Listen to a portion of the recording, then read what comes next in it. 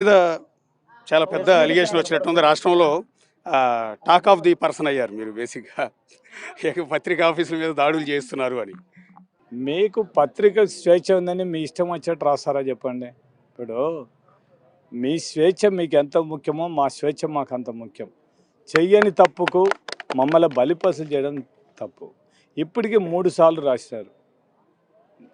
రాజకీయ నాయకుడిగా మచ్చులుగా మాట్లాడుతుంటారు. దీని గురించి ఆలోచించాల్సిన అవసరం.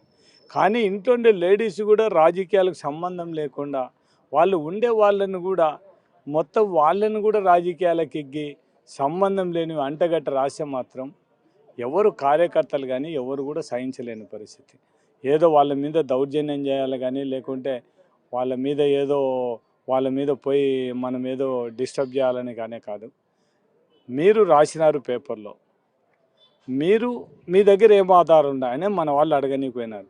అడగనీకపోతే వాళ్ళు తాళం వేసుకొని ఆడ ఏం జరిగిందో మనకు ఎవరు తెలియదు. ఎవరం కూడా ఇట్లాంటివి మనం పోయి అట్లా చేయడం అనేది ఎవరం సమర్థించము. దానికి మాత్రం మనం కూడా ఆ ఇన్సిడెంట్ జరిగినందుకు కొద్దిగా ఫీల్ అయిపోతున్నాం. దానివల్ల వాళ్ళు ఒకటి తెలుసుకోవాల్సింది ఒకటే, మా వాళ్ళు వాంటెడ్గా వాళ్ళని ధ్వంసం చేయాలనుకునే కూడా కనీసం ఆఫీసులకు కూడా ఎంటర్ కాలేదు. అది ఫస్ట్ ఈనాడు పేపర్ వాళ్ళు తెలుసుకోవాల్సింది ఒకటే, ఇంటెన్షన్గా మిమ్మల్ని ఏదో చేయాలనే ఉద్దేశంతో కానీ పోలేదనేది తెలుసుకోవాల్సింది. అట్లా అనుకుంటే పడైతే ఆఫీసులోకి పోయిందని అన్నీ చేసింది. కానీ ఆఫీసులోకి కూడా ఎంటర్ కాలేదంటే ఒక్కసారి ఆలోచించమని చెప్పండి. అంతే తప్ప ఇప్పుడు నేను ఒకటే వాళ్ళకందరికీ ఛాలెంజ్ చేసి చెప్తున్నాను, మీరు ఏదేదో రాసినారు, నాకు అభ్యంతరం లేదు. మీరు అవి చూపించేస్తే నా బినామీ పేర్ల కానీ నా కుటుంబ సభ్యుల పేట కానీ ఎవరి పేట అన్నా కూడా నేను రామోజీరావుకు రాసేయడానికి కానీ ఇంకా లేదు, వాళ్ళకి ఎవరికి రాసేయమంటే రాసేయడానికి నాకు అభ్యంతరమే లేదు. నాకు తమరాజుపల్లిలో 16 క్రషర్లు ఉన్నాయని చెప్పినాను. ఆడ ఉండేటివే 16 క్రషర్లు. నాకు ఉండే క్రషర్ కూడా నేను క్లోజ్ చేసి కూడా ఇప్పటికి 3-4 సంవత్సరాలు అయిపోయింది. అది గ్రీన్ కో వాళ్ళ దగ్గర సబ్ కాంట్రాక్ట్ చేసే వాళ్ళు తీసుకున్నారు. నాకు సంబంధం కూడా అది కూడా నేను ఇంతవరకు కూడా ఆ క్రషర్ గురించి కానీ ఏ రోజు కూడా ఆలోచన చేసే పరిస్థితి. రామోజీరావుని ఒకటే కోరుతాను, ఆ పేపర్లు రాసిన 16 క్రషర్లలో నాకు 16 క్రషర్లు ఇప్పిస్తే ఆయనకి 8 క్రషర్లు ఇచ్చేస్తాను. ఎందుకు ఊరికే 16 క్రషర్లు కింద నా పేట నాకు చూపించేస్తే నాకు మొత్తం అందరు కూడా వాళ్ళందరి క్రషర్లు నా పేట రాపిచ్చేస్తే ఆయనకు 8 క్రషర్లు రాపిచ్చేస్తాను. 8 వద్దులే, ఆయనే 10 తీసుకొని 6 నాకు ఇచ్చిన, 6 కూడా వద్దు, 5 ఇచ్చినా కూడా తీసుకోవడానికి సిద్ధంగా నాకు అభ్యంతరం లేదు.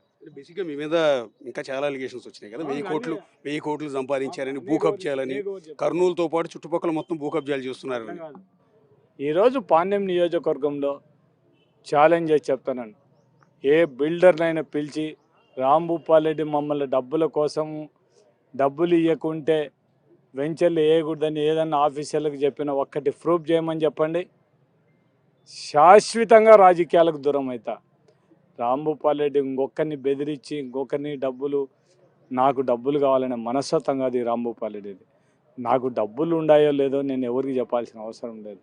దేవుడు అనేవాడు నా అవసరాలకు నాకు ఎటువంటి ఇబ్బంది లేకుండా నాకు చేయగలుగుతున్నాడు. అంతే తప్ప నేనేదో అందరి మాదిరి ఎన్నికేసుకొని ఏదో ఇప్పుడు నాకుండే అదృష్టం ఏమంటే ఈ పాణ్యం నియోజకవర్గ ప్రజలు, నేను దానికి గర్వకారణం.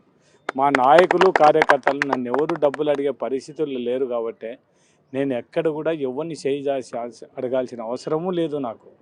నాకేమన్నా వీళ్ళు ఏదన్నా ప్రతి ఊరు లేకపోతే మీటింగులు పెట్టినా లేకుంటే నేను మీటింగులకు రమ్మన్నా ఏదానికైనా కూడా నన్ను డబ్బులు అడిగితే నేను ఏదో ఒకటి ఆ పని చేసి ఈ పని చేసి డబ్బులు సంపాయాలి. నన్ను అడగనప్పుడు నా కార్యకర్తలు నాకు ఇంకా డబ్బులతో ఏం అవసరం ఉంటాయి చెప్పండి. నాకు వాణి దౌర్జన్యం చేయాల్సింది, నేను వడ్డీ వ్యాపారం చేస్తున్నాను అని చెప్పినారు. నేను ఇచ్చిన వడ్డీ వ్యాపారం వాళ్ళకి నేను పలానాలకు డబ్బులు ఇచ్చినని నిరూపించగలిగితే నాకు 10% ఇవ్వమని చెప్పండి, 90% వాళ్ళకే ఇచ్చేస్తాను. నాకు ఏం అభ్యంతరం లేదు. ఈడ బలపనూరు దగ్గర మాన్యం గురించి టెంపుల్ గురించి మాట్లాడాను. ఆ టెంపుల్ నేను ఇప్పటికి దగ్గర 40 సంవత్సరాల్లో 2 సార్లు 3 సార్లు ఆ టెంపుల్కి పోయింటే తప్ప ఇంతవరకు ఆ టెంపుల్ కానీ ఆ టెంపుల్కి ఏం భూమి ఉండేది కానీ మాకు తెలియని కూడా తెలియదు. నేను పొద్దున్నేసి దేవుని పూజ చేసేటోని, దేవుని సొమ్ము కోసం పాకులాడాల్సిన అవసరము నాకు లేదు. అట్లా వాళ్ళు ఎవరైనా పాకులాడితే నేనుగా నాకు అవసరం లేదు. ఈడ ఒగ్బోర్డ్ ల్యాండ్ గురించి చెప్పు. మొత్తం రసూళ్ళపేట రైతులు, బల్పనూరు రైతులు, ఒడిగండ్ల రైతులు ఉన్నారు. నేను ఎమ్మెల్యేగా రాకముందు నుంచి వాళ్ళ భూములు వేసుకుంటున్నారు. దాన్ని నేను ఎవరైనా తీసుకుంటే ఈ ప్రజలంతా నన్ను పొరపాటున కూడా నేను ఏముందన్నా 1 ఎకరా ఆక్రమించుకొని పోతే వాళ్ళు నన్ను చూస్తే ఊరుకుంటారా చెప్పండి? నన్ను ఎందుకు? వాళ్ళు తెలుసుకోవాల్సింది ఒకటే, ఈనాడు పేపర్ వాళ్ళు వీళ్ళందరూ రాంభూపాల్ రెడ్డి పర్సనల్ ఇమేజ్ ఏ లెవెల్లో పాణ్యం నియోజకవర్గం ఉందంటే తెలుగుదేశం కంటే ఇండిపెండెంట్గా రాంభూపాల్ రెడ్డికి ఎక్కువ ఓట్లు ఉన్నదనేది తెలుగుదేశం వాళ్ళు తెలుసుకోవాలి. ఈనాడు వాళ్ళు తెలుసుకోవాల్సిన అవసరం ఉంది. నాకుగా లాలూచి పడాల్సిన అవసరం కానీ ఇంకొకరి సొమ్ము నాకు అవసరం. నేను కొన్ని విషయాల్లో నేను బాగా దెబ్బతిన్నాను. పొరపాటున కూడా కొన్ని విషయాలలో నాకు తెలుసు కాబట్టి నేను ఎవరిని మనసు నొప్పియకూడదు అనేది నా ఉద్దేశం. ఇంతమంది రైతులు ఉన్నారు, ఈవెన్ తెలుగుదేశం వాళ్ళు కూడా ఉన్నారు. వాళ్ళకు భూములు డబ్బులు ఇప్పించినా తప్ప ఎప్పుడు కూడా మీకు డబ్బులు ఇప్పించినాం మీరు అది ఇవ్వాలా ఇవ్వాలని ఎవరితో కూడా మాట్లాడే ప్రసక్తి ఉండదు. రైతు అనేవాడు నేను 99లో ఓడిపోవడానికి ఎస్ఆర్బీసీ కారణం అనేది నా ఉద్దేశం. నాకు ఆ రోజు రైతులకు నేను చేయని నాకు సంబంధం లేని దానికి నేను బలిపోసాను. నేను ఆ రోజు నుంచి ఈ రోజు వరకు రైతుల విషయంలో చాలా పర్ఫెక్ట్గా ఉన్నాను. ఎవ్వరికి కూడా ఈ పార్టీ ఆ పార్టీ చూడకుండా ప్రతి ఒక్క రైతుకు డబ్బులు నేను ఒకటే అడుగుతానని ఈనాడు పేపర్లను కానీ ఇంకొకరిని కానీ 2014 నుంచి 2019 వరకు ఓరోకల్లులో మొత్తం కూడా తహసీల్దార్ ఆఫీసుల ముందర మొత్తం అంది ధర్నా చేశాను. రాంభూపాల్ రెడ్డి వచ్చిన తర్వాత 2019 నుంచి ఈ రోజు వరకు కూడా ఎవరు ధర్నా చేయలేకుండా ఎందుకున్నారు చెప్పండి?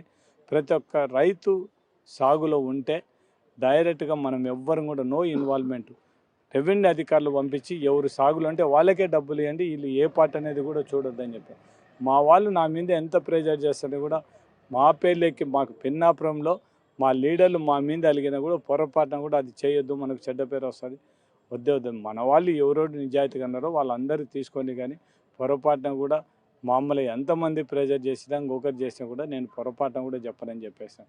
నాకు తెలుసు ఇటువంటి 1-2 చేసినా కూడా ఇంకా మా మీద బుద్ధ జల్లుతారని తెలిసే నేను పొరపాటున కూడా ఎవరికి కూడా ఆస్కారం ఇవ్వలేదు. నేను ప్రతి ఒక్కరిని కోరేది ఒకటే, మీ స్వేచ్ఛ మీకు ఎంత ముఖ్యమో మా స్వేచ్ఛ మాకు అంత ముఖ్యం. నువ్వు రైట్, నీ పేపర్ ఉంది, ప్రజలకు నిజానిజాలు తెలుసు, రైట్. మేము తప్పు చేస్తున్నాం, ఆ తప్పుని ఎత్తి చూపి మేము ఎవరన్నా దౌర్జన్యం చేసాం వాళ్ళని ఎదురుగా పెట్టి వాళ్ళతో మాట్లాడి మళ్ళీ మాతో మాట్లాడు, మేము ఏం చేసాం, ఎందుకు చేయాల్సి వచ్చింది, ఏం పరిస్థితి, మేము చేసింటే మాత్రం చేసినామని ఖచ్చితంగా చెప్పేస్తాం. కొన్ని మా దగ్గరికి పంచాయతీలు వస్తుంటాయి, ఇద్దరు వచ్చినప్పుడు ఒక అన్యాయం ఉంటుంది, అట్లాంటి ఖచ్చితంగా నీ కథ అవుతుందిరా, నువ్వు ఖచ్చితంగా అతని న్యాయం ఉంది, నువ్వు మావాడైనా కూడా నాకు ఎంత ముఖ్యమైన కూడా అన్యాయం పంచాయతీ అంటే ములాజు లేదు, అవతల వాళ్ళది న్యాయం మీరు నువ్వు ఒప్పుకోవాల్సిందే అని చెప్పేస్తాం. అంత ఉంటే ఇప్పుడు మమ్మల్ని మా దగ్గర ఫ్రీగా ప్రజలు మాట్లాడగలుగుతున్నారంటే ఇప్పుడు ఇంతమంది వచ్చినారు. నేను ఈయన ఆ మెంటాలిటీ ఉంటే వీళ్ళు ప్రజలందరూ వచ్చి ఒకవేళ పని జరిగిన వాళ్ళు మాతో కొట్లాడిపోతుంటారు, మాతో అలిగిపోతుంటారు. కానీ వాళ్ళ బాధ మనకు తెలుసు కాబట్టి ఎందుకు పని జరగలేదని కూడా చెప్పేస్తాం. ఇది మనం చేయలేని పరిస్థితులు ఉన్నామా, మళ్ళీ ఒకసారి ఎట్లయినా చేయడానికి వీలుంటే చేస్తామని చెప్తాం, అంతే తప్ప. నేను 4వ సారి ఎమ్మెల్యే అయినప్పుడు రాజు కలెక్టర్ మా కర్నూలు కలెక్టర్ ఉన్నాడు, 1000 రోజులు అవంతా కూడా ఆయన మాకు సడన్గా వచ్చినాడు. వచ్చిన తర్వాత స్టేజ్ మీదనే మాట్లాడేటప్పుడు నేను మాట్లాడిన తర్వాత ప్రజలు వచ్చి నన్ను అడిగినారు, ఈ పని చేయాలి, చేయని కాదు, చేయలేము, వదిలిపెట్టని చెప్పి నాతో కలెక్టర్ అన్నాడు, ఏందయ్యా నువ్వు పొలిటికల్ లీడర్ లేక మాట్లాడడం లేదే, అఫిషియల్ లెవెల్లో మాట్లాడుతున్నావు. లేదు సార్, దిగుతానే వాళ్ళు వచ్చి మనతో మాట్లాడతారు, వాళ్ళని నువ్వు మాట్లాడి చూడండి సార్ అని చెప్పి వాళ్ళు దిగుతానే మొత్తం ప్రజలు మళ్ళీ వచ్చి, సార్ నువ్వు కాదంటే కాదు సార్, మనకి ఎట్లా సార్ ఇబ్బంది, రైట్ ఓకే, దీన్ని మనం ఏదైనా వాళ్ళకి చెప్పి ఇది డైరెక్ట్గా ప్రభుత్వం నుంచి చేయడానికి కాదు, వీళ్ళను కాంట్రాక్టర్లు చెప్పి మీకు ఇబ్బంది లేకుండా చేస్తామని చెప్పినాం. ఇంకా కలెక్టర్ ఆ రోజు ఉండి నేను ఈరోజు నీతో సాయంత్రం వరకు కంటిన్యూగా తిరుగుతానని ఆ రోజు సాయంత్రం వరకు కూడా ప్రజాపదంలో మా ఎంబడి తిరిగినాడు రాజు కలెక్టర్. ఇప్పుడు పొరపాటున కూడా ఇప్పుడు నేను చిన్నప్పుడే తండ్రిని పోగొట్టుకున్నాను, మా ఇంట్లో 4 చనిపోయినారు, మా బంధువులు 7 మంది చనిపోయినారు. బాధలు అనేది ఏమిటి తెలుసు, చిన్న స్థాయి నుంచి ఒక సామాన్య వ్యక్తిని మొదలుకొని ఈ దేశ ప్రధానమంత్రి పివి నరసింహారావు స్టేజ్లో కూడా నాకు దేవుడు అంత అవకాశం ఇచ్చినాడు. నా అవకాశాన్ని ప్రజలకు రైతులకు ఉపయోగించాలని తప్ప ఇంకొకరిని దౌర్జన్యంగా చేసి డబ్బులు గుంజుకోవాల్సిన అవసరం కూడా లేదు. అట్లా చేసిన నేను చాలా మందిని చూస్తున్నాను. అట్లా చేసిన డబ్బులు ఎవరికి ఉపయోగపడవు. ఊరికే బయట ప్రపంచానికి తెలుసా తప్ప ఆ డబ్బులు తీసుకున్నట్టు ఎంత బాధపడుతున్నది నాకు తెలుసు. దాని గురించి మనం ఆలోచించాల్సిన అవసరం లేదు. నేను కోరేది ఒకటే, పత్రిక స్వేచ్ఛ ఉంది, ఎవరం కాదనం. మీ స్వేచ్ఛను మేము కూడా ఖచ్చితంగా కాపాడాల్సిన బాధ్యత మా మీద ఉంది. కానీ మీరు రాసే రాతలు మాత్రం ఒకరికి అట్టయ్యే విధంగా రాయొద్దని. అది నిజం ఉంటే రాయండి. నిజం లేనిది ఎవరో తెలుగుదేశం పాంప్లెట్ పేపర్ మాదిరి రాసి చంద్రబాబు నాయుడు తెలుగుదేశం పార్టీలో నుంచి డైరెక్షన్ ఇస్తే ఆ నుంచి పేపర్ వస్తే మీరు రాస్తే మిమ్మల్ని పేపర్గా గుర్తించాలా లేకుంటే తెలుగుదేశం పాంప్లెట్గా గుర్తించాలని వాళ్ళు ఆలోచన చేసుకోమని చెప్తానమ్మా. అంటే ఈ ఇన్సిడెంట్ జరిగిన తర్వాత నేను సీఎంఓకి వెళ్ళి వచ్చారు. బహుశా జగన్ గారు కూడా మీరు కలిసి వచ్చినట్టు. వాళ్ళు పిలిచారా మీరే వెళ్ళారు? నేను సీఎం ఆఫీస్కే పోలేదబ్బా. నా ఎమ్మడి నా క్లాస్మేటు నర్సరాపేటలో ఆయన కూతురుది నిశ్చితార్థం ఉంటే అతను ఫీల్ అవుతుంటే నువ్వు వస్తావా రావా అంటే నేను పోకూడదనే, నన్ను కాదుకూడదు వస్తావా రావా అంటే నేను పోయినాను. పోయిన తర్వాత పార్టీ ఆఫీస్లో ప్రెస్ మీట్ పెట్టాను. మళ్ళా ఈ ఎస్టీ గ్రౌండింగ్ బాడీ ఉంటే ఆ మీటింగ్ అటెండ్ అయ్యి వచ్చేసి పొద్దున బయలుదేరి వచ్చిన. నన్ను సీఎం ఆఫీసు పిలిచలేదు, నేను వాళ్ళ దగ్గరికి పోయి చెప్పలేదు, ఏం లేదు. నాకు ఇప్పుడు నేను ఎటువంటి పరిస్థితుల్లో తప్పు చేయను అనేది నమ్మకం నా మీద ఉంది. మా ముఖ్యమంత్రి జగన్మోహన్ రెడ్డికి కూడా ఉంది. అంతే తప్ప ఇంకొకరిని గురించి ఇప్పుడు రాసే విలేకరులు ఆలోచన చేయాల్సింది ఒకటే, మేము రాసేది ఎంతవరకు కరెక్టు, ఒకరికి కొమ్ము కాసే విధంగా రాయడం అనేది తప్పు. మాదంటే కొరకు